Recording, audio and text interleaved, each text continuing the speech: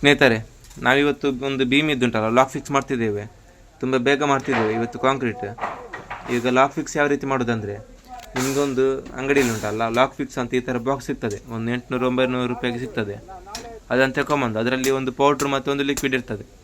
ಅದನ್ನು ಎರಡನ್ನು ಸಹ ಮಿಕ್ಸ್ ಮಾಡಿ, ಅದು ಯಾವ ರೀತಿ ಮಿಕ್ಸ್ ಮಾಡೋದಂತೆಲ್ಲ ಬರ್ತಿದ್ದಾರೆ ಬಾಕ್ಸಲ್ಲಿ, ಆ ಪ್ರಕಾರ ಮಿಕ್ಸ್ ಮಾಡ್ಕೊಳ್ಳಿ.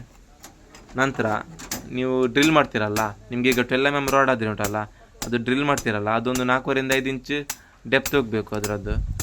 ಮತ್ತು ಗಮ್ ಹಾಕೋ ಮುಂಚೆ ಉಂಟಲ್ಲ, ನೀವು ಅದು ತೆದ್ದ ರಂಧ್ರ ಎಲ್ಲ ಕರೆಕ್ಟ್ ಕ್ಲೀನಾಗಿರಬೇಕು, ಅದರಲ್ಲಿ ಧೂಳೆಲ್ಲ ಇರಬಾರ್ದು.